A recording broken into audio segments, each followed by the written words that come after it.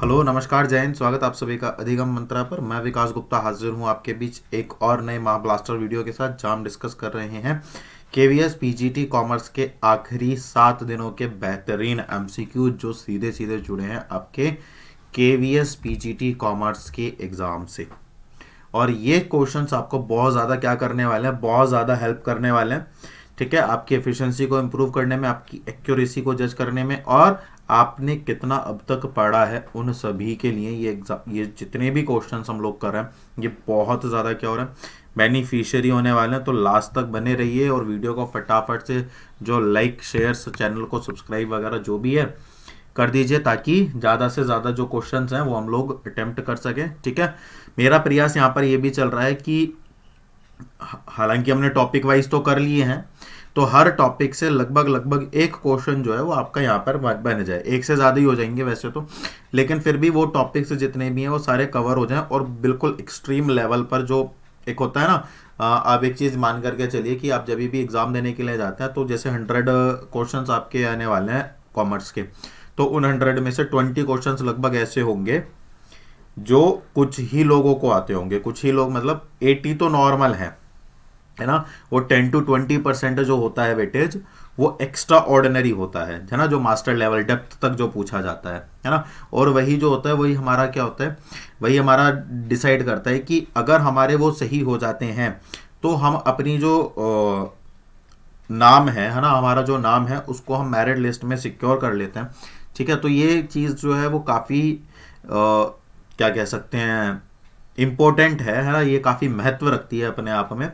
तो कोशिश यही है कि ऐसे ही जो क्वेश्चंस हैं, जो एडवांस लेवल पर क्वेश्चंस हैं, जो सीधे बनते हैं है ना, और कई बार वहाँ पर कंफ्यूजन भी क्रिएट हो जाता है, तो वो एक चीज़ है। तो इस बात को ध्यान में रखते हुए चलेंगे कि जो भी हम एग्ज़ाम देने के लिए जा रहे हैं वहाँ पर किसी भी तरह की कोई भी क्वेरी, कोई भी गलती हमसे ना हो। तो आप लोग भी अपना प्रिपेयर करते रहिए है ना, ध्यान से पढ़ते रहिए। बाकी कोई दिक्कत है, कोई परेशानी कुछ भी है ना, कहीं पर भी कोई डाउट क्वेरी लगती है, ठीक है, तो आप एक बार जो है आपको डिस्क्रिप्शन बॉक्स में टेलीग्राम और व्हाट्सएप ग्रुप के जो है लिंक अवेलेबल है, तो वहाँ पर आप उन्हें पूछ सकते हैं। ठीक है, तो उसमें कोई दिक्कत नहीं है। क्लियर है? बाकी अपनी प्रिपरेशन अच्छी लेकर के चलनी है, क्योंकि अब की बार केवीएस पार करना ही करना है ना। तो जब इसके साथ आगे बढ़ेंगे तो बेटा आज हम अपना चलो पहला क्वेश्चन करते हैं, और ये रहा आपका पहला क्वेश्चन आपके सामने।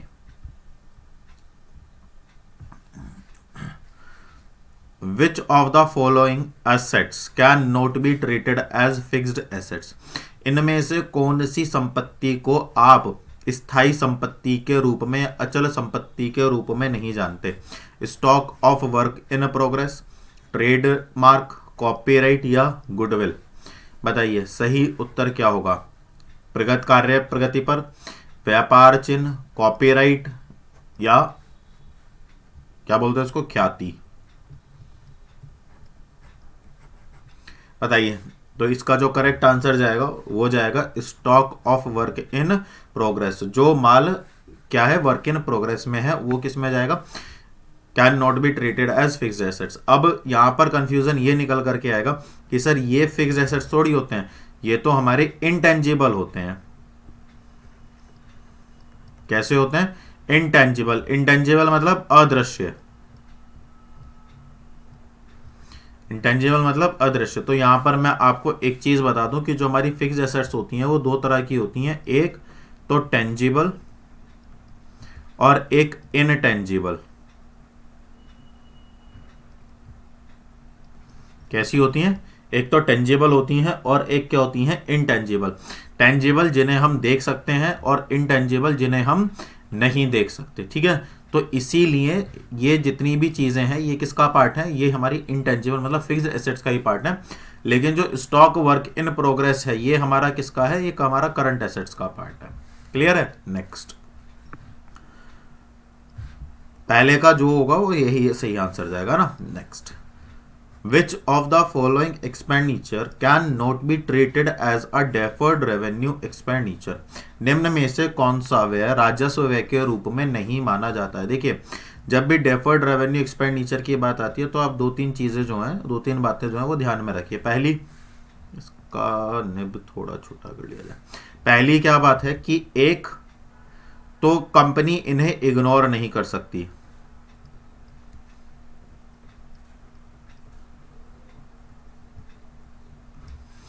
ठीक है, कंपनी इन्हें इग्नोर नहीं कर सकती।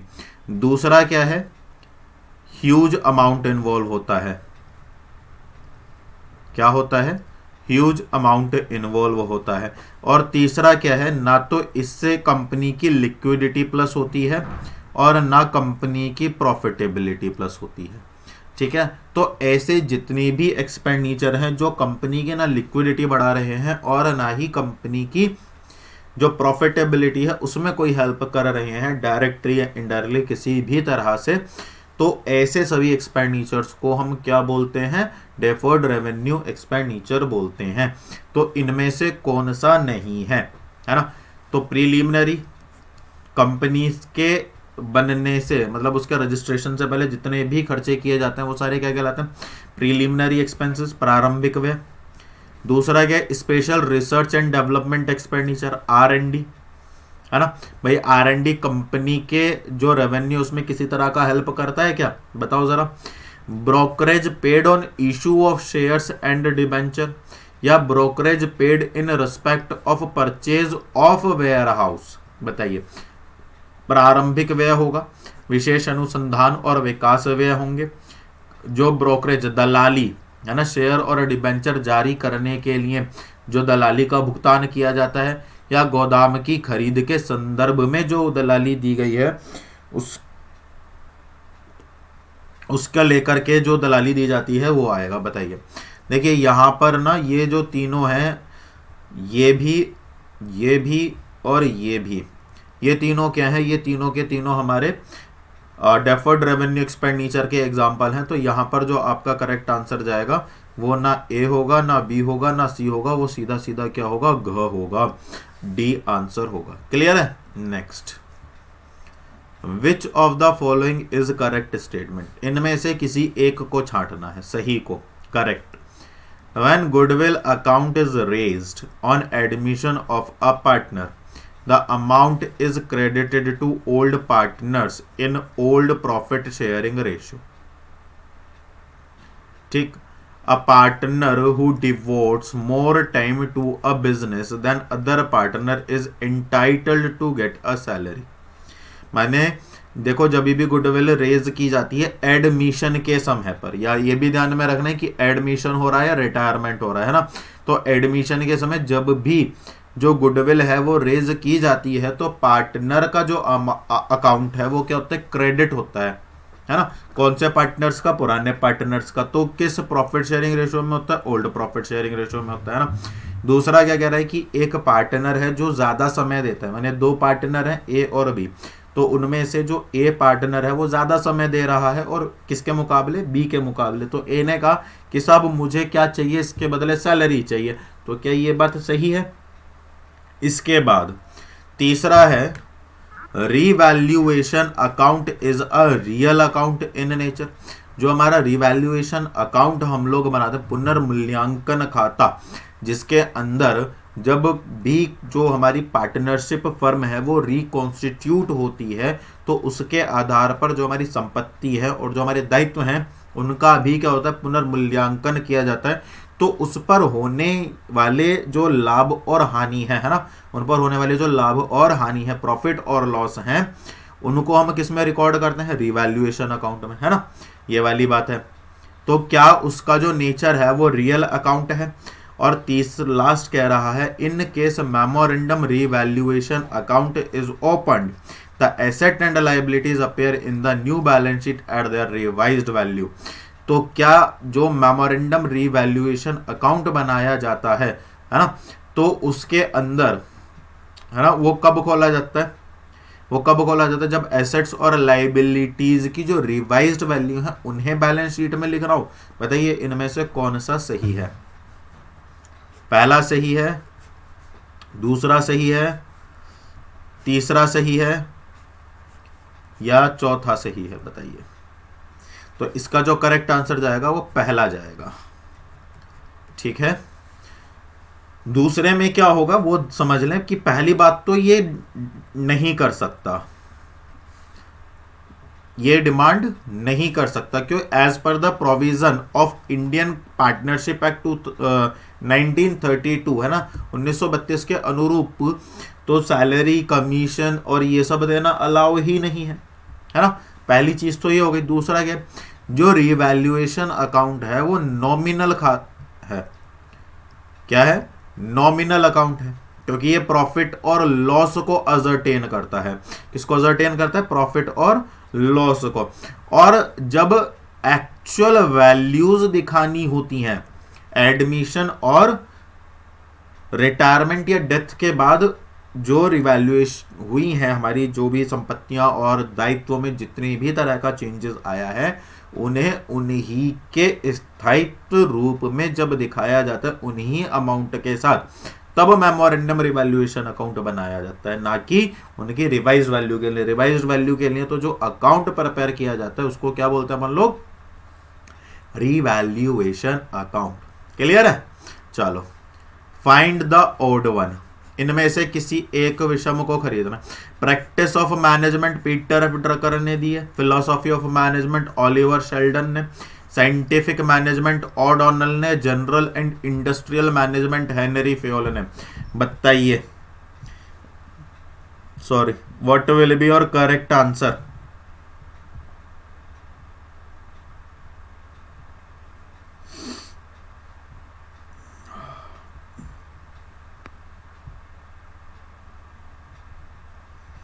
What will be your correct answer?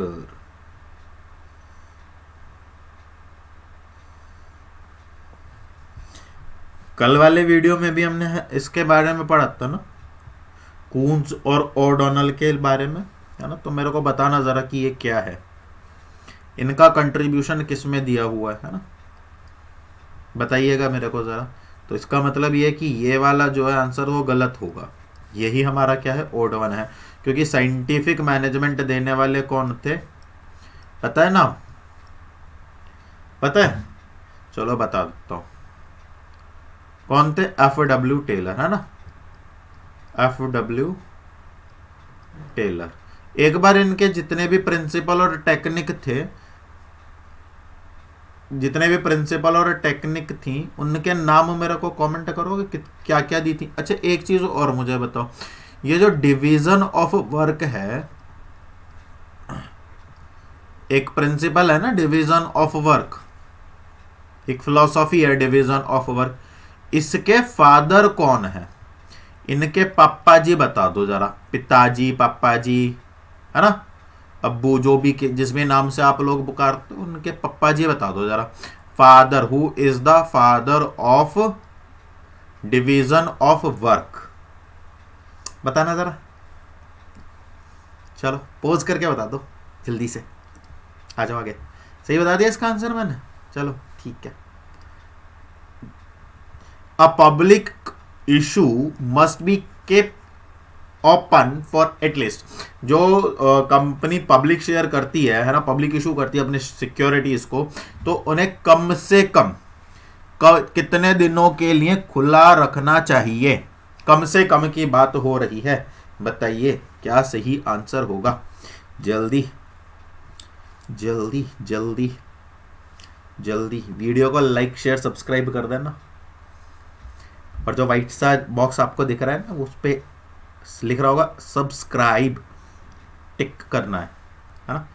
चलो बताइए, 3 दिन, 10 दिन, 30 दिन, 15 दिन, एटलीस्ट, कम से कम।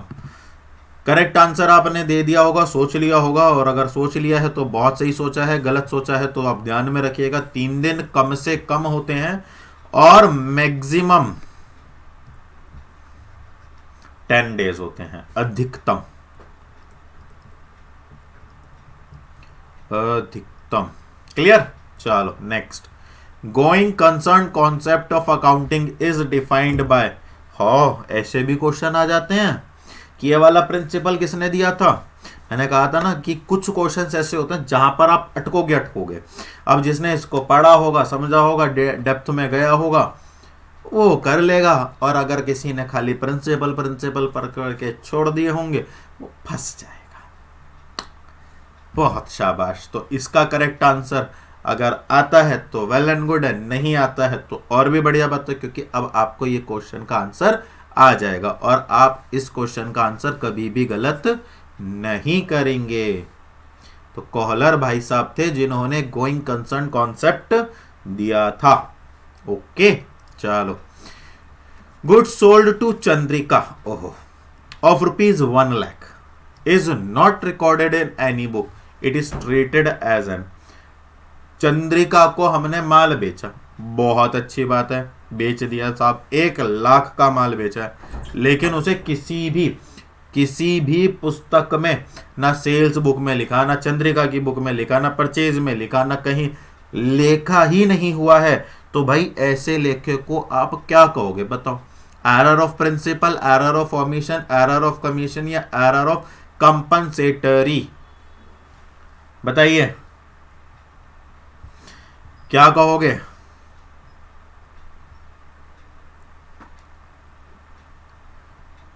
बताइए बताइए बताइए बताइए।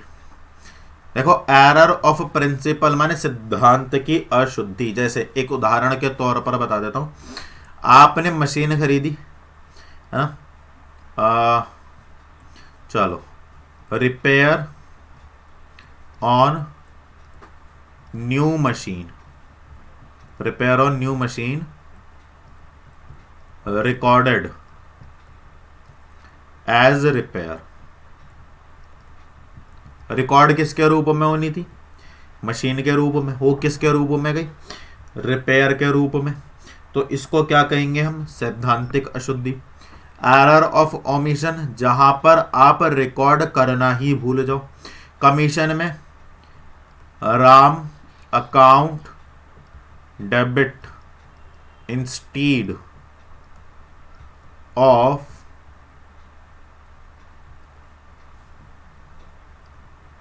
करम, है ना। तो या विद रॉन्ग अमाउंट, तो ये सब क्या कहलाते हैं? कमीशन कहलाते हैं। कंपनसेटरी है ना, which makes debit is equal to the credit by the another entry, by the passing of the another entry. जैसे सपोज करो डेबिट 5,000 से कम हुआ, तो आपने किसी ट्रांजेक्शन में 5,000 रुपए क्रेडिट से कम कर दिए, तो डेबिट भी 5,000 से कम हो गया, क्रेडिट भी 5,000 से कम हो गया।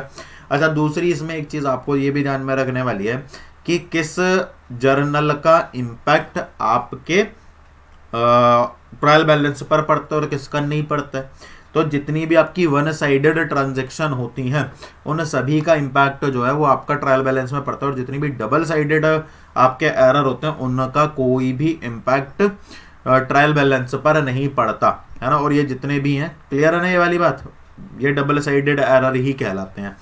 और तो इसका करेक्ट आंसर जो मेरे बच्चे चला जाएगा वो एरर ऑफ ओमिशन चला जाएगा, भूल की अशुद्धि या चूक की अशुद्धि। क्लियर है। Next, which of the following is a correct statement? इनमें से सही बताना है, अपना लॉजिक मत लगाना कि भाई ये रिप्लेस हो गया वो, सीधा सीधा सा आपसे कुछ स्टेटमेंट है वो सही है या नहीं है ये बताना, तो आपको करेक्ट स्टेटमेंट बताना है। तो GST is a consolidation of many indirect taxes already levied in India. जो जीएसटी है भारत में कई जो हमारे अप्रत्यक्ष कर थे उनको हटा करके लगाया गया कर है। बात सही है, बिल्कुल सही है ये वाली, मैं एग्री करता हूं, आप लोग मत करना, बिल्कुल करो। In India excise duty and service tax are levied by the central government, बिल्कुल सही बात है। एक्साइज ड्यूटी और सर्विस टैक्स जो लगाया जाता है वो सेंट्रल गवर्नमेंट के द्वारा ही लगाया जाता है। और वैल्यू एडेड टैक्स जो लगाया जाता था वो कौन लगाता था? सेंट्रल गवर्नमेंट नहीं लगाती थी, कौन लगाती थी? State government. तो ऑप्शंस सारे ही सही हैं, ऑप्शंस बेटा सारे ही सही हैं, है ना। क्लियर है ना ये वाली बात। चलो, one can be sure about future course of action by making good plan. ठीक है, ओके। दूसरा है reason, planning bring certainty in future course of action of an organisation. Clear है। देखो, one can be sure about future course of action by making good plans. आपका KVS की dates आई थी 20 ऑफ जनवरी को, right. अब आपको ये पता चल गया कि 16 से 20 के बीच में आपका एग्जाम है। कुल मिलाकर के अगर मोटे मोटे तौर पर देखा जाए तो 25 डेज उस वक्त से आपके पास थे, है ना। अब आपने क्या करा होगा, आपने प्लान किया होगा। प्लान क्यों किया होगा? ताकि आपको ये श्योरिटी हो सके कि अगर मैं सही तरीके से प्लान करूंगा या करूंगी तो कहीं ना कहीं उसका जो प्रभाव है वो मेरे किस पर पड़ेगा, भविष्यों के कार्यों पर पड़ेगा। माने जो मेरा केवीएस का रिजल्ट आएगा उस पर मेरा इसका इम्पैक्ट पड़ेगा। और अगर आपने प्लान किया है तो कहीं ना कहीं आपको डर तो लग रहा होगा, है ना भाई। आपने प्लान बनाया तो क्या आपको ये निश्चितता हो गई थी कि मैंने जो प्लान बनाया है अब इसके बाद मुझे सफल होने से कोई भी नहीं रोक सकता। कहीं ना कोई डर तो आपके मन में अभी भी होगा कि हाँ भाई सारा पढ़ लिया है, सारा रिवीजन कर लिया है, लेकिन फिर भी वो निश्चितता नहीं आ रही है, वो सर्टेनिटी नहीं आ रही है कि हाँ भाई मेरा जो एग्ज़ाम है वो बिल्कुल क्या हो जाएगा, क्वालिफाई हो जाएगा। तो इसका मतलब क्या है? इसका मतलब ये है कि जो प्लानिंग होती है वो आपके फ्यूचर कोर्स ऑफ एक्शन को श्योर तो करती है कि भाई हाँ हो जाएगा, लेकिन उसमें सर्टेनिटी प्रोवाइड नहीं करती है। तो इसका जो सही आंसर होगा वो क्या होगा, बताइए जरा। R is correct, A is incorrect, A is correct, R is incorrect, both are correct या both are not correct? बताइए क्या सही आंसर देंगे इसका।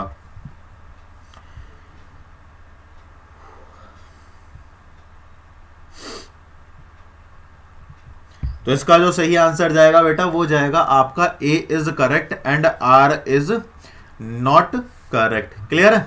चलो नेक्स्ट आ जाओ। Which of the following is a correct statement? इनमें से कौन सा सही स्टेटमेंट है? Interim dividend. देखिए आपके जो लाभांश होते हैं वो 3 तरह के होते हैं, है ना। एक तो होता है अनक्लेम्ड, एक होता है प्रपोज्ड और एक होता है इंटरिम। पहली चीज तो यहां से सीधा सीधा आपका एक क्वेश्चन ये बनता है कि ये बताइए किस हेड या सब हेड में जाते हैं। तो है ना, एक तो जो हमारा अनक्लेम्ड होता है ना, वो किस में जाता है, किस में जाता है? वो जाता है हमारा करंट लायबिलिटी में। किस में जाता है? करंट लायबिलिटी में। जो हमारा प्रपोज होता है वो जाता है प्रोविजंस में। किस में जाता है? प्रोविजंस में। और ठीक है ना, और जो हमारा इंटर्म होता है, इंटर्म जो जाता है वो पी एंड एल एप्रोप्रिएशन में जाता है। किस में जाता है? पी एंड एल एप्रोप्रिएशन में। अब ये समझने की बात है कि इंटरिम होता क्या है। कंपनी को जब भी जो लाभ है, कंपनी को होने वाला जो वार्षिक लाभ है, जब वो कंपनी के डिजायर्ड से ज्यादा हो जाता है और सारे रिजर्व और डिविडेंड देने के बाद भी, है ना, कंपनी के पास एक्सेस प्रॉफिट बच जाता है, तो कंपनी उन्हें एज अ इंटरम डिविडेंड क्या कर लेती है? देने का निर्णय कर लेती है। और इसके लिए उसे किसी भी स्पेशल मीटिंग या सभा या किसी व्यक्ति की परमिशन को लेने की आवश्यकता नहीं होती है। ये सीधा सीधा जो बोर्ड ऑफ डायरेक्टर्स होते हैं ये उनके निर्णय के ऊपर डिपेंड करता है। अगर वो निर्णय लेते हैं तो कंपनी दे सकती है। तो यही आपको जो है इंटर्म डिविडेंड के रूप में आपको बताना है। तो interim dividend does not have to be agreed in general meeting. अंतरिम लाभांश का निर्णय आम बैठक में लिया नहीं जाता है। Interim dividend have to be agreed in a general meeting. आम बैठक में सहमत होना आवश्यक है। Payment of interim dividend is made in the end of the financial year. मैंने तो ऐसी कोई बात नहीं बताई है आपको। और चौथा है payment of interim dividend is made generally on 1 January every year. बताइए, अगर आपने जितनी भी मैंने आपको बातें बताई, देखिए बातों को ध्यान से सुनने का मतलब यही होता है ना। और मुझे बड़ा अच्छा लगता है कि जब आप लोग मेरे से वास्तव में, मतलब बहुत सारे ऐसे बच्चे हो तुम, आप लोग जैसे जो हर एक चीज़ को एक एक पॉइंट को बड़े ध्यान से सुनते हो, है ना, और उसको समझ करके करते हो। देखिए समझाते हुए, है ना, और कर टाइपिंग मिस्टेक ये बहुत कॉमन है, ये हो सकता है ना। अब क्यों? क्योंकि मैं अकेला ही हूँ।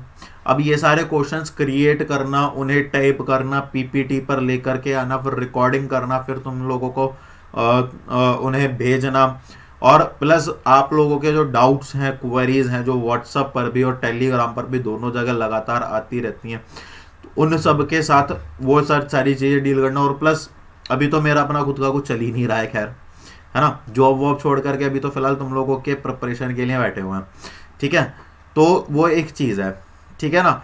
तो इसका मतलब क्या है कि जब मैं सुनता हूँ कि भाई आप लोग जब कहते हो ना कि सर यहाँ पर ना ये डाउट आ रहा है या सर यहाँ पर ये होना चाहिए, तो लिटरली ना बड़ा अच्छा लगता है इस चीज़ को सुनना कि वास्तव में जो आप लोग जुड़े हुए हो, वास्तव में वो जेन्युइन लर्नर्स जुड़े हुए हैं मेरे साथ, जो वास्तव में सीख रहे हैं, पढ़ रहे हैं। समझ रहे हो आप? क्यों? क्योंकि आपको केवल टाइम पास नहीं करना है, समझ रहे हो। आप जो चीज पढ़ रहे हो, आप जो चीज समझ रहे हो, वो आपको किस हद तक आती है। मैंने स्टार्टिंग से आप लोगों को ये चीज कहते हुए चला हूं कि जो भी आप पढ़ रहे हो उसके बारे में स्टडी जरूर करो, है ना। उससे क्या होगा, जो आपने पढ़ा और जो आपने रिसर्च किया, जब वो दोनों नॉलेज आपस में इंटीग्रेट होती हैं तो हमारा ओवरऑल डेवलपमेंट होता है। ये चीज़ आप साइकोलॉजी में जो बच्चे पेपर देने के लिए जा रहे हैं, वो साइकोलॉजी में इन चीज़ों को पढ़ते होंगे ना, इंटीग्रेटेड क्या होता है, इंटीग्रेटेड करिकुलम वगैरह जो होते हैं, समझ रहे हो। तो और वो चीज़ आपके दिमाग में लॉन्ग टर्म तक रहेगी। जैसे आप सपोज करो, ये चीज़ मैंने आपको बताई है ना, प्रपोज डिविडेंड। अब आपने क्या करा, अब आप में से ना दो चार कुछ तो ऐसे भी होंगे कि हाँ भाई सर ने ये वाला क्वेश्चन आ गया, टैप टैप टैप टैप करा, अच्छा सर ने ना पहला वाला दूसरा वाला ऑप्शन लगा दिया, चलो आगे बढ़ जाओ। उन्होंने सुना ही नहीं है कि बीच में क्या था क्या नहीं था। अब एग्जाम टाइम में पूछ लिया कि बताइए इंटर्म डिविडेंड क्या होता है, एक्सप्लेन कीजिए। तो सर पढ़ा तो था, क्वेश्चन आया भी था, हमने अटेम्प्ट भी किया था, लेकिन अब क्या। तो कहने का मतलब है कि जो आप सीख रहे हो, जो आप पढ़ रहे हो, वो कहीं ना कहीं बेनिफिशियरी 101% होगा। ये पर्सनली मैंने रियलाइज किया है कि जो भी चीज़ आपने सीखी है, मेहनत की है, पढ़ी है, वो आपकी कभी वेस्ट नहीं जाएगी, है ना। तो ये चीज़ मान करके चलिए आप। तो सबसे पहले तो थैंक यू सो मच इतने प्यारे और अच्छे लर्नर्स का मेरे साथ जुड़ने के लिए, और ऐसे ही लर्न करते रहिए। बाकी तो कोई अगर प्रॉब्लम है तो मैं हूँ उसके लिए हमेशा, है ना, ठीक है। और मुझे इस चीज़ को देखो मानने में कोई बुराई भी नहीं होती। आप लोग कुछ कह रहे हो कि कहीं कोई गलती है, तो ठीक है भाई, मैं उसको एक्सेप्ट भी कर लेता हूँ, कोई बुराई नहीं है उसमें, है ना। तो वो वाली एक बात भी है, ठीक है। चलो, बाकी थैंक यू सो मच आप सभी का। चलिए, तो इसका करेक्ट आंसर, हाँ, तो जिसने सारी बातें ध्यान से सुनी होंगी तो वो बता देगा। देखो मैंने 3 बातें बताई इंटायर में। एक तो जब एक्सेस प्रॉफिट हो जाता है, दूसरा बोर्ड ऑफ डायरेक्टर डिसाइड करते हैं, किसी भी मीटिंग में नहीं होता, तीसरा कंपनी को जब भी लगता है कंपनी दे देती है। तो 1 जनवरी या लास्ट इन द जनवरी की तो बात हो ही नहीं रही है, तो ये तो बिल्कुल काट दो। अब क्या है, मीटिंग में इसको डिसाइड नहीं किया जाता, तो ये भी कट जाएगा। अब आपका बचा आंसर केवल एक, वो हो जाएगा यहाँ पर। क्लियर है? चलो आ जाओ। Contingent liability.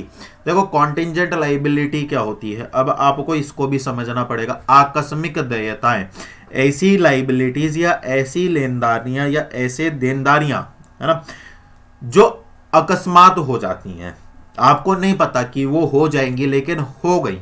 जैसे अचानक से आपके ऊपर पेनल्टी आ गई, आपके पास जो आपका एनवायरमेंट जो है आपका, है ना, उस पर आपकी पेनल्टी लग गई, या आपका किसी आपने कोई रूल तोड़ दिया, या आपका कंसाइनमेंट जा रहा था उसका नुकसान हो गया, या आपके उसमें कहीं आग लग गई अचानक से, है ना, क्या अचानक से, कॉन्टिंजेंट, ठीक है ना। तो कॉन्टिंजेंट लाइबिलिटीज जो होती हैं वो आकस्मिक होती हैं। कैसी होती हैं बेटा? आकस्मिक होती हैं। क्लियर है ये वाली बात? तो इसका मतलब ये है कि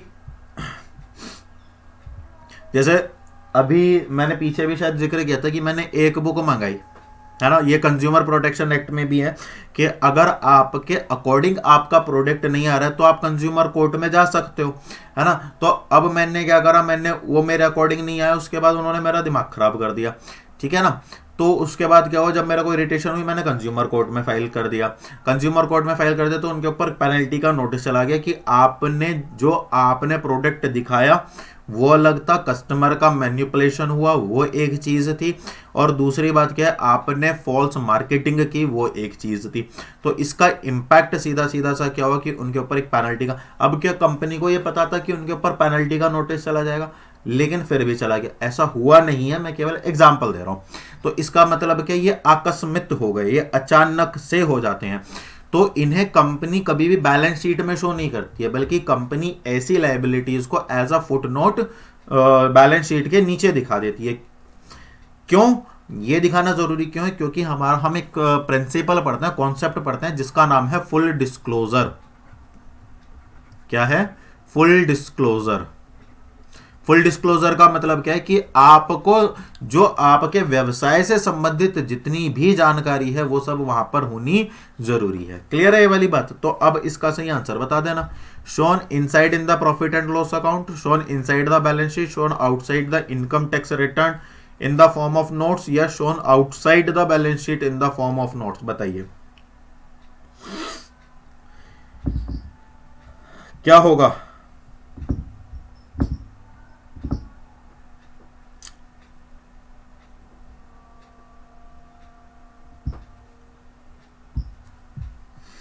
तो फोर्थ आपका सही जा रहा है ना? फोर्थ ही मैच होता है इससे, ना ये होगा, ना ये होगा, और ना ये होगा। Next, which of the following statement is not correct? इनमें से कौन सा सही नहीं है? Secret reserve is not created by joint stock company, sinking fund can not be created by joint stock company, capital reserve can be used for the issue of fully paid bonus share, open reserve can be shown in balance sheet in the liability side. बताइए, जो गुप्त reserve हैं वो stock company के द्वारा निर्मित नहीं किए जा सकते। सही बात है। इन्हें केवल कौन कर सकता है? बैंक कर सकता है। कैपिटल रिजर्व का जो उपयोग है, क्या उन्हें बोनस शेयर इशू करने में किया जा सकता है? बिल्कुल किया जा सकता है। जो ओपन रिजर्व है, क्या उन्हें, भाई सारे रिजर्व आपके लाइबिलिटी साइड में जाते हैं, इक्विटी एंड लाइबिलिटीज में, तो ये भी सही है, ये भी सही है, और ये भी सही है। तो क्या सही नहीं है? ये वाला सही नहीं है। और जब ये वाला सही नहीं है तो एज पर द क्वेश्चन ये हो जाएंगे गलत, और मेरे बच्चे ये जो होगा आपका ये हो जाएगा सही।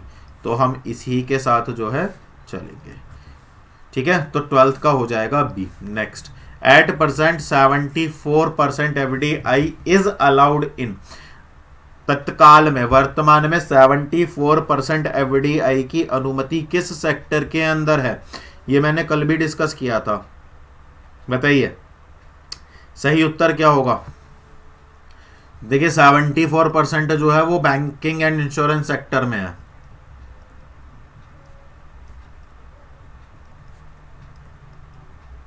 किसमें है? बैंकिंग एंड इंश्योरेंस सेक्टर में है। पेट्रोलियम और प्रिंट मीडिया, इन दोनों में 49% है। कितनी है? 49% है। ठीक है ना? क्लियर है? और वो भी किसमें? गवर्नमेंट, अगर पब्लिक सेक्टर है तो। प्राइवेट सेक्टर में 100% जाएगा। क्लियर है? क्लियर है ये वाली बात? चलिए नेक्स्ट आगे बढ़ते हैं। तो इसका करेक्ट आंसर जो जाएगा वो नन ऑफ दीज हो जाएगा, है ना बच्चे? चलो next, which of the among is not a characteristics of CD, certificate of deposit, इनमें से जमा प्रमाण पत्र का पात्र नहीं है।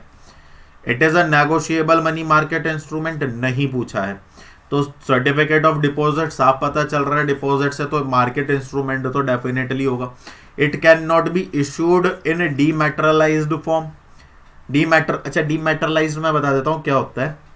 आपने ना, आप में से बहुत सारे जो बच्चे हैं या बहुत सारे जो लोग हैं वो ना क्रिप्टो और ऑनलाइन ट्रेडिंग करते होंगे, है ना? करते हो ना ऑनलाइन ट्रेडिंग, है ना? तो जब आप ऑनलाइन ट्रेडिंग करते हो ना, तो उसका जैसे आपने इन्वेस्ट करा तो वो जो सिक्योरिटी है वो आपके वॉलेट में आ जाएगी। किस में आ जाएगी? आपके वॉलेट में आ जाएगी। तो वो जो वॉलेट होता है वो क्या कहलाता है? डीमैटेरियलाइजेशन कहलाता है। क्या कहलाता है? डीमैटेरियलाइजेशन कहलाता है। और एक होता है रीमैटेरियलाइजेशन। क्या होता है बेटा? एक रीमैटेरियलाइजेशन, है ना? तो रीमैटेरियलाइजेशन जो होता है वो क्या होता है? रीमैटेरियलाइजेशन क्या होता है? रीमैटेरियलाइजेशन होता है जब आप, जो आपका ई कंटेंट है ना, क्या, जो आपका ई कंटेंट है उसे आप इन अ पेपर फॉर्मेट में ले आते हैं। जैसे सपोज करो, मैं एक उदाहरण के तौर पर देता हूँ, आपने क्यूआर कोड देखा होगा। आप जैसे क्यूआर कोड को स्कैन करते हो तो आपके सामने एक डॉक्यूमेंट ओपन होकर के आ जाता है।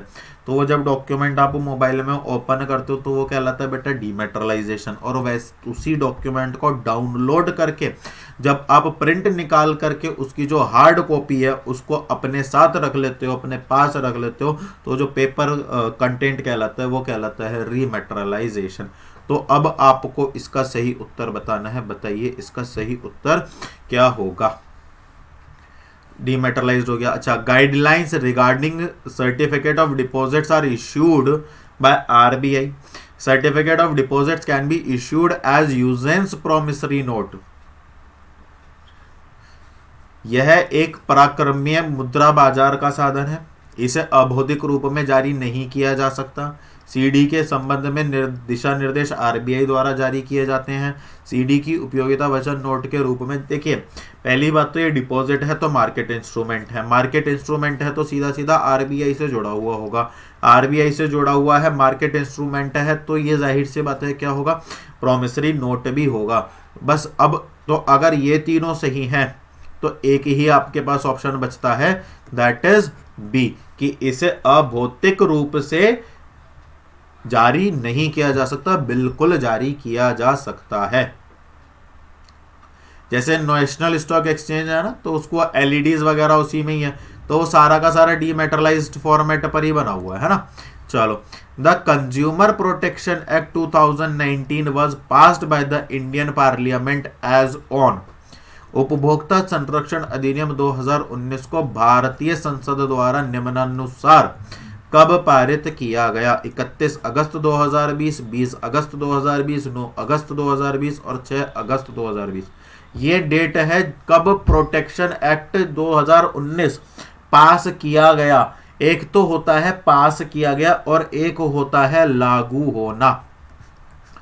एक तो होता है पास होना और एक होता है लागू होना।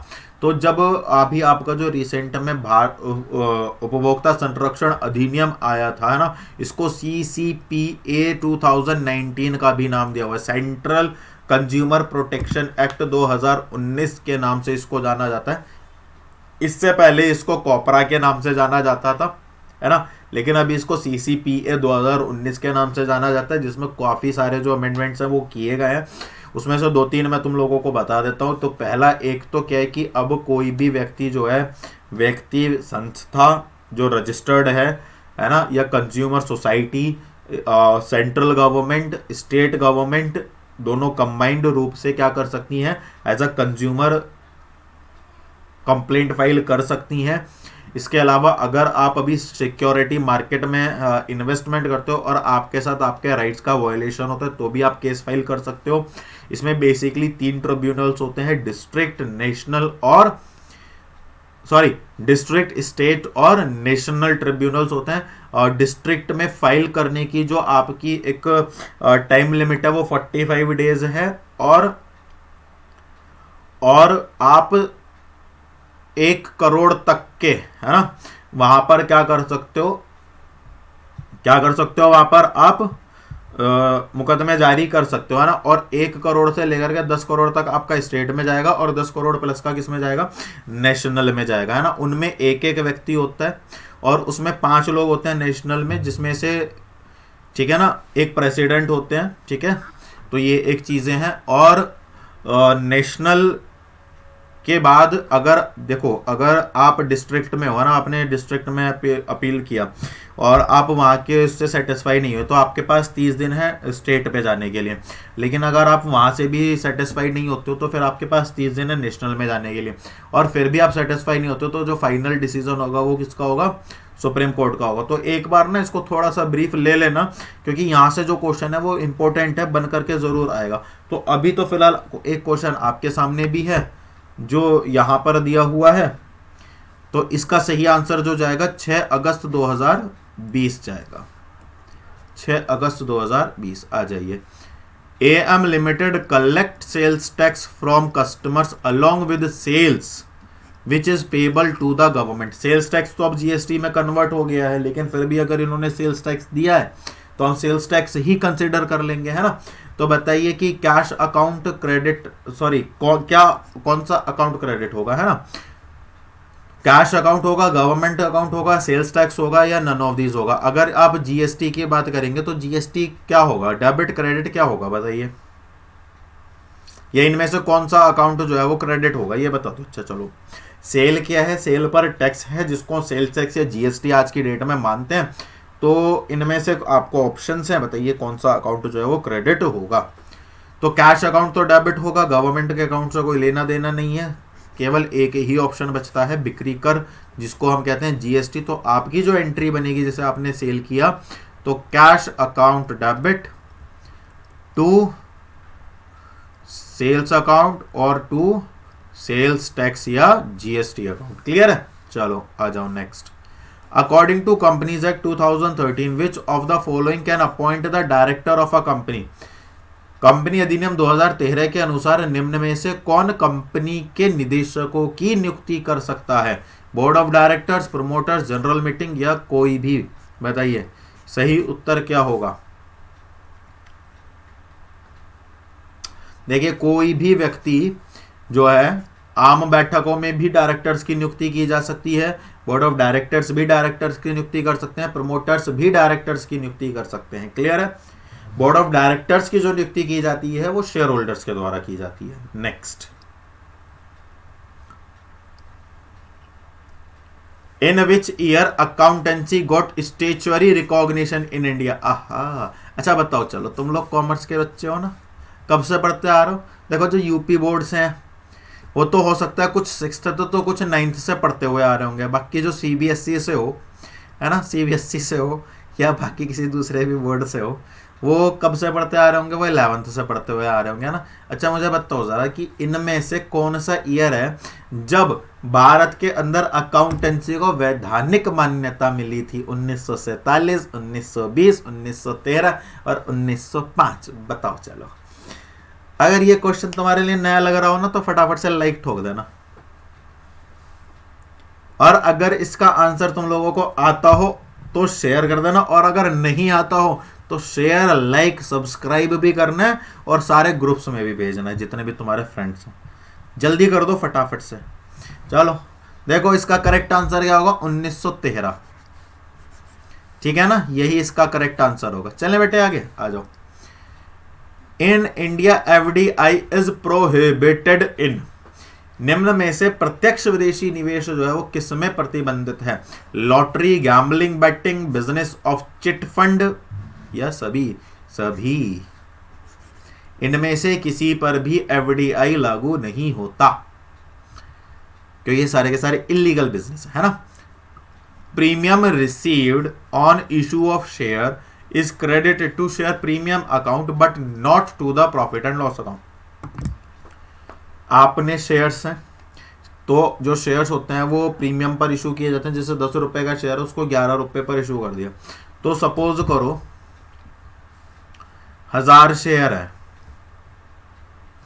10 रुपए का एक शेयर है, 1 रुपए का प्रीमियम है, तो कितने रुपए का फायदा हो गया, 1000 का।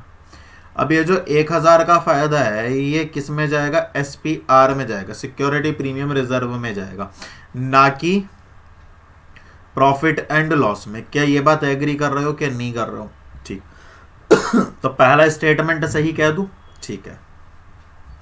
Since the premium is not a trading profit. अच्छा एक बात बताओ, क्या ये प्रीमियम जो है ये आपका रेवेन्यू प्रॉफिट है, मतलब ट्रेडिंग प्रॉफिट है, या कैपिटल प्रॉफिट है? बताइए कैसा प्रॉफिट है ये? तो आप कहोगे सर कैपिटल रेवेन्यू है ये, तो इसका मतलब क्या है कि इसको किस में, शेयर होल्डर्स के साथ डिस्ट्रीब्यूट नहीं किया जाएगा। सर बिल्कुल नहीं किया जाएगा, और यही एक कारण है जिस वजह से हम सिक्योरिटी प्रीमियम रिजर्व को लायबिलिटीज के रिजर्व एंड सरप्लस में as a capital of the firm क्या करते हैं, रिप्रेजेंट करते हैं। क्लियर है ये वाली बात? तो इसका मतलब क्या, ये भी बात सही है, और इस ही के कारण ये होता है। तो इसका मतलब क्या है कि दोनों सही है, और जो आपका रीजन है वो असर्शन की करेक्ट एक्सप्लेनेशन है। क्लियर है ये वाली बात? चलो आ जाओ। अच्छा 20 क्वेश्चन हो गए, जरा मेरे को एक बार बताना कि 20 में से आपके कितने क्वेश्चन अभी तक आपके सही हुए हैं, तो एक बार मेरे को थोड़ा सा ना आइडिया हो जाएगा कि आपकी प्रिपरेशन कैसी चल रही है और आप कितना ध्यान से इस चीज को देख रहे हो, जरा बताना मुझे।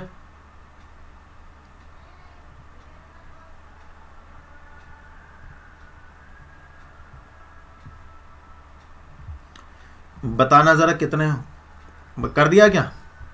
चलो नेक्स्ट देखो 21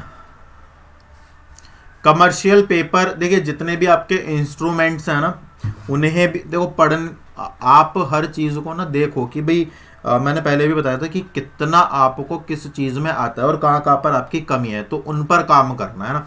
तो commercial paper is an unsecured money market instrument. तो जो हमारा कमर्शियल पेपर है वो अनसिक्योर्ड मनी मार्केट इंस्ट्रूमेंट होता है क्या? अनसिक्योर्ड है ना। दूसरा क्या है? Commercial paper is used in the form of promissory note.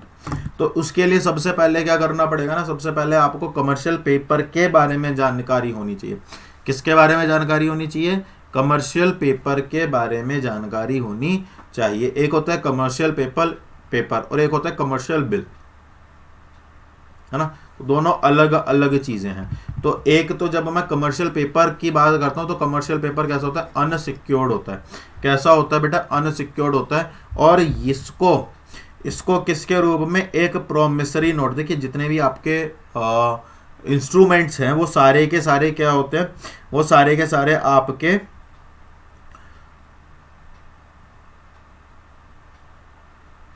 Promissory note ही होते हैं, है ना। क्या होते हैं?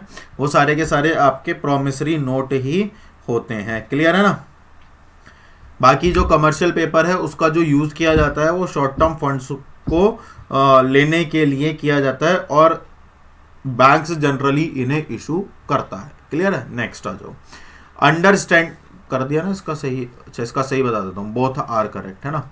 ये सही होगा। Understanding the interaction between human and material resource in accomplishing organizational goal is one benefit of the principle of management. What aspect of the principle of management is mentioned in the previous sentence? बताइए। संगठन के लक्ष्यों को पूरा करने में मानव और भौतिक संसाधनों के बीच बातचीत को समझना प्रबंध के सिद्धांत का एक लाभ है। अच्छा यहाँ पर है ना एक प्रिंसिपल मुझे यहाँ से याद आ रहा है। हेनरी फ्योल ने एक प्रिंसिपल की बात की थी, यूनिटी ऑफ ऑर्डर प्रिंसिपल की बात करी थी। एक प्रिंसिपल है ना, principle of Henry Fayol, order principle है, ऑर्डर, जिसमें यह कहा गया है the man and the material should be placed on its own place, है ना। जैसे फॉर एन एग्जाम्पल इसको सरल भाषा में अगर समझें कि आपने अपने घर से कोई पेचकस उठाया या कोई सीजर उठाई, कैंची उठाई, तो उसका अपना एक जगह है। जब आपका काम हो जाएगा तो वापस आप उस कैंची उस सीजर को उसकी जगह पर रख दोगे। या आपके घर में जैसे मैं आपसे कहूं कि बेटा आप ना सीजर लेकर के बैठो, तो आपको पता है कि आपके घर में सीजर कहाँ रखिए। अब बाकी जो घर में जरा भी काम नहीं करता भाई उसको मैं नहीं कहता कि पता ही नहीं है सर, यहाँ तो बेड पर ही खाना आता है सारा कुछ घर पर हमारा, मतलब वो क्या बोलते हैं उसको, मम्मा बॉय या मम्मा गर्ल टाइप से होते हैं ना बच्चे, तो वो वाली कहानी है। तो वो बात एक अलग है, फिर नहीं पता होगा। तो अगर आप इस चीज को यहां पर रिलेट करते हो तो आपको ये भी पता होना चाहिए कि जो हेनरी फ्योल हैं वो हमेशा किसकी बात करते हैं? वो हमेशा बिहेवियरल मैनेजमेंट की बात करते हैं। किसकी बात करते हैं? बिहेवियरल मैनेजमेंट की बात करते हैं। और जो आपके एफ.डब्ल्यू. टेलर हैं वो हमेशा कॉज एंड इफेक्ट रिलेशनशिप की बात करते हैं। तो कॉन्टिंजेंट होगा नहीं, ये नहीं जाएगा, ये नहीं जाएगा, करेक्ट आंसर आपका हो जाएगा बिहेवियरल। क्लियर है। चलो आ जाओ next. Which instrument is used in periods of tight liquidity when the deposits by individual and households is less but the demand of credit is high. जो आपका मतलब टाइट लिक्विडिटी होती है ना, जब लोग पैसा जमा करने के लिए तैयार नहीं है ना, लोग पैसा क्यों उनके पास है ही नहीं, they have no purchasing powers, right. जैसे डिमोनेटाइजेशन हुआ तो लोगों के पास पैसा जमा करने के लिए है, तो वो कौन सा है? जो खराब हो गया है। बाकी इसके बाद लोगों की जो परचेजिंग पावर है, जो सेविंग पावर है, वो कम हो गई थोड़ी सी। तो उसका इम्पैक्ट क्या हुआ कि मतलब खाली रिलेट करना, वैसे बढ़ी है ना, लोगों की परचेजिंग पावर अब बढ़ गई है काफ़ी, ठीक है। तो वो एक अलग विषय है। मेन थिंग इज कि आपके पास सेविंग के लिए पैसा नहीं है, जबकि जो फैक्ट्रीज हैं, कंपनीज हैं, उनकी जो मांगे हैं लगातार वो क्या हो रही हैं, बढ़ती चली जा रही हैं, क्योंकि पैसा कम सेव हो रहा है, स्टॉक मार्केट में भी पैसा नहीं है जहां से वो पैसा उठा सके, और इन्वेस्टर्स भी नहीं मिल रहे हैं। तो उनके पास एक लास्ट होप बचती है, कौन? बैंक। और बैंक के पास सेविंग जा नहीं रही है। तो ऐसे में कौन सा आपका इंस्ट्रूमेंट, कौन सा साधन आपके लिए सबसे ज्यादा उपयोगी होगा? Commercial bill, commercial paper, certificate of deposit या कॉल मनी? बताइए।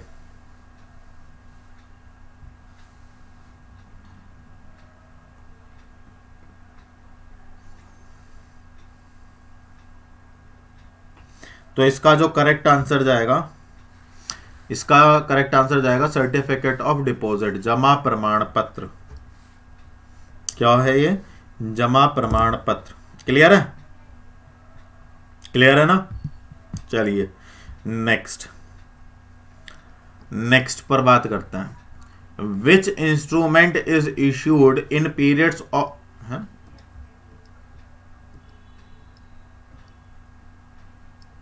ये एक साथ ही हो गया ना, इसको हटा देना,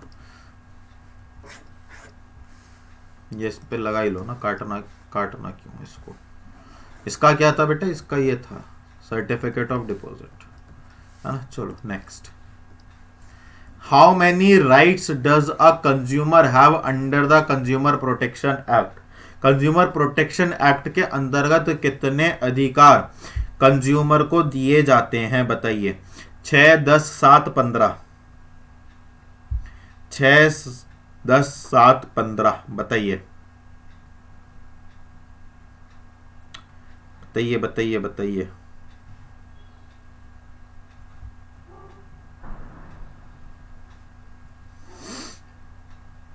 What will be the correct answer? तो 6 जो होगा वो आपका करेक्ट आंसर होगा। पहला क्या होगा? राइट टू इन्फॉर्म, है ना। एक होगा आपका राइट टू चूज, ठीक है ना। एक होगा आपका राइट टू बी हर्ड, ठीक है ना। एक होगा आपका राइट टू सेफ्टी, एक होगा आपका राइट टू रिड्रेसल, ठीक है ना। और एक होगा आपका राइट टू कंज्यूमर एजुकेशन। तो ये आपके जो है 6 अधिकार हैं, ठीक है ना। तो ये एक चीज है। Next, which accounting standard deals with amortisation of goodwill? जो आपकी इंटेंजिबल एसेट्स होती हैं उसमें जो एमोर्टाइजेशन होता है, क्या होता है? एमोर्टाइजेशन होता है। तो वो किस अकाउंटिंग स्टैंडर्ड में दिया गया है? बताइए जरा। तो बेटा इसका जो आंसर आपका जाएगा वो जाएगा 6। तो सीधा सीधा सा है ना। Next, the regulatory body of for the insurance companies in India. ये हम कर चुके हैं पीछे, बताइए। आज नहीं है लेकिन पीछे क्या है? बताइए क्या आंसर सही होगा? आरबीआई, एसईबीआई, आईआरडीए या स्टॉक एक्सचेंज? बताइए करेक्ट आंसर क्या होगा? सोच लिया क्या? सोच लिया क्या? तो आरबीआई होता है रिजर्व बैंक ऑफ इंडिया, यहां पे लिखा हुआ है। सेबी क्या होता है? Security exchange board of India. IRDA क्या होता है? Insurance regulatory and development authority. और स्टॉक एक्सचेंज आपका होता ही होता है। बताइए। तो करेक्ट आंसर जो जाएगा वो आईआरडीए जाएगा, है ना। Next, the source of the gap include, जो आपका गैप है उनमें उनके स्रोतों में क्या शामिल है? Indian companies act 2013, notification issued by ministry of finance, accounting standard, ICAI pronouncement. बताइए।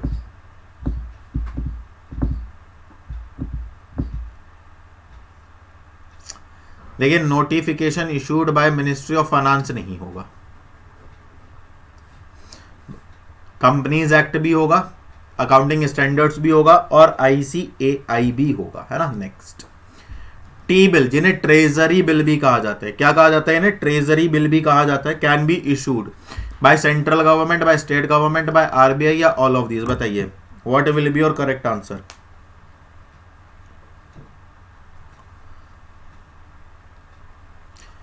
जो टी बिल होते हैं वो सेंट्रल गवर्नमेंट के द्वारा इशू किए जाते हैं। किसके द्वारा इशू किए जाते हैं? Central bank. करता कौन है? RBI, ठीक है। अच्छा, गवर्नमेंट की जितनी भी सिक्योरिटीज होती हैं they all are issued by the name of the central government, prime minister, by the name of RBI या प्रेसिडेंट। तो president will be the correct answer, ठीक है। Next, AM sold goods of ₹10,000 at 15% cash discount to Srishti and half of the amount is received in cash. Which account will be affected? बताइए, कौन सा account affect होगा? मैंने सृष्टि को 10,000 का माल बेचा 15% के कैश डिस्काउंट के साथ, ठीक है, जिसमें से आधा जो अमाउंट है वो मेरा क्या हो गया? रिसीव हो गया, ठीक है। यहां से आपसे अमाउंट भी पूछ सकता है, तो आपसे पूछ रहा है कि इनमें से कौन से अकाउंट अफेक्टेड होंगे? कैश बुक, सेल्स बुक और कैश बुक और journal proper, cash book, sales book और जनरल प्रॉपर। बताइए, what will be your answer? तो क्या होगा? D will be the correct answer. क्यों? क्योंकि सेल किया है, पैसा आ रहा है तो कैश अफेक्टेड होगा, सेल्स है तो सेल्स अफेक्टेड होगा, और क्योंकि डिस्काउंट दिया है तो डिस्काउंट जो जाएगा वो किस में जाएगा? जर्नल प्रॉपर में जाएगा। क्लियर है? Next, a purchase of 10,000 was wrongly posted, find the type of error. जो आपने 10,000 रुपए का परचेज किया था उसको आपने गलत पोस्ट कर दिया। तो जब हम गलत पोस्ट कर देते हैं, जैसे राम के अकाउंट को डेबिट करना था, हमने कर्म के अकाउंट को डेबिट कर दिया, तो वो मैंने कौन सा बताया था? आयोग, कमीशन की गलतियां।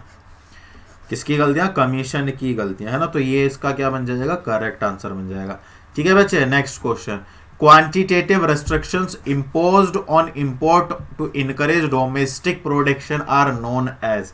क्वांटिटेटिव जो हमारे रेस्ट्रिक्शंस होते हैं वो हमारे दो तरह के होते हैं, एक तो क्वालिटेटिव,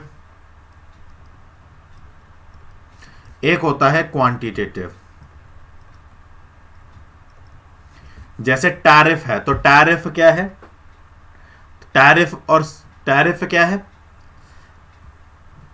ये जो है, मतलब इसमें आपसे क्या पूछ रहा है? क्वांटिटेटिव पूछ रहा है। तो क्वांटिटेटिव में क्या होगा? आपका कोटा। क्या होगा? कोटा।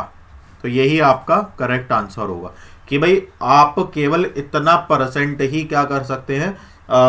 इंपोर्ट कर सकते हैं। उसके बाद क्या होगा? आप सेल्फ रिलायंस करेंगे। सेल्फ रिलायंस मतलब सब्स्टिट्यूट ऑफ इंपोर्ट, कि आपको अपने देश में ही उन चीजों का निर्माण करना पड़ेगा। क्लियर है? ये वाली बात आ जाती है। नेक्स्ट, डैश इज द, जैसे इसमें आप इस चीज को इस तरह से समझ सकते हो कि जैसे स्मॉल स्केल इंडस्ट्रीज है तो लगभग 834 items are there which can be reserved for the small level of industries, right. तो 834 लगभग ऐसे आइटम्स हैं जिन्हें केवल स्मॉल इंडस्ट्री ही बना सकती है, उनके लिए उन्हें कैटेगरी को क्या किया हुआ है? रिजर्व किया हुआ है। क्लियर है? तो that is a quantitative. Clear है? नेक्स्ट, वैसे इंपोर्ट एक्सपोर्ट में है तो अंडरस्टैंडिंग के लिए बता रहा हूं, ये शायद मेरा पीछे MCQ भी दिया था मैंने। Is the study of how to create an organisational structure that leads to high efficiency and effectiveness. High efficiency और इफेक्टिवनेस कौन सा ऑर्गेनाइजेशनल स्ट्रक्चर है? बताइए। ऑर्गेनाइजेशनल स्ट्रक्चर की बात हो रही है, तो जब ऑर्गेनाइजेशनल स्ट्रक्चर में हम एक ऐसे संगठनात्मक संरचना बनाने के तरीके का अध्ययन करते हैं जो उच्च दक्षता और प्रभावशाली की ओर जाता है, तो उसे हम कहते हैं एलोकेशन मैनेजमेंट। क्या कहते हैं उसको हम? Allocation management. क्लियर बात ये वाली? तो ये इसका आपका ना ये होगा, ना ये होगा, ना ये होगा। करेक्ट आंसर क्या होगा आपका? Allocation management. ठीक है, चलिए नेक्स्ट लास्ट क्वेश्चन आज का। ए, बी और सी पार्टनर है, प्रॉफिट शेयरिंग लॉस इतना है, बी रिटायर हो गया है और ए और सी 7200 है, 4000 और 3200 पे किए हैं, न्यू प्रॉफिट शेयरिंग रेशो कितना होगा? आहा, बहुत आसान है। ये मैंने टेलीग्राम पर कराया था। ये मैंने किस पे कराया था? टेलीग्राम पे कराया था, और मैंने वहां पर ना इसको एक्सप्लेन भी किया था। क्या किया था? मैंने इसको एक्सप्लेन भी किया था।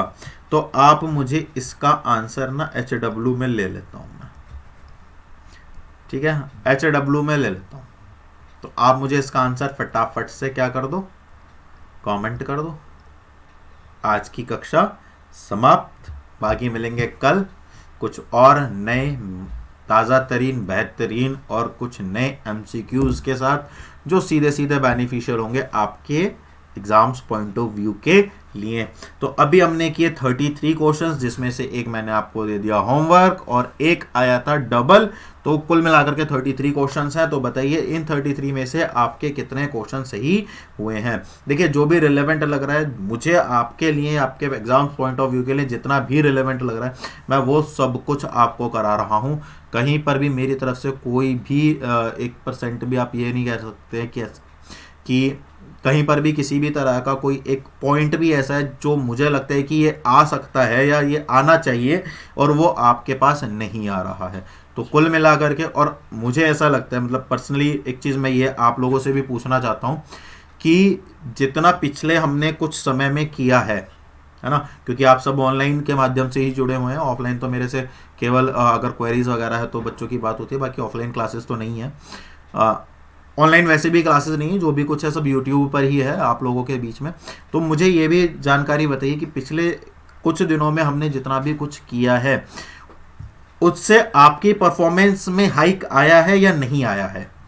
मतलब आपको लग रहा है ना कि ऐसे क्वेश्चंस जब हमने किए हैं तो कहीं ना कहीं यार ये वाला क्वेश्चन नहीं आता था, ये वाला नया क्वेश्चन है, इस बारे में हमें नहीं जानकारी पता चली है, तो ऐसा हुआ है या नहीं हुआ है? तो एक बार जरा प्यारे प्यारे से जो भी आपको लगता है, जो भी आपका अनुभव रहा है, कृपया उस अनुभव को हमारे साथ साझा कीजिए। तो जानकर हमें भी खुशी होगी कि कहाँ पर हम सही जा रहे हैं और कहाँ पर हमें और काम करने की ज़रूरत है। तो मैं आशा करता हूँ कि आप सभी मुझे इस संदर्भ में कमेंट करेंगे। आपके कमेंट्स का मुझे इंतजार है। बाकी चैनल को लाइक, चैनल को शेयर, सब्सक्राइब और वीडियो को लाइक ज़रूर कीजिए। मिलेंगे कल। जय हिंद।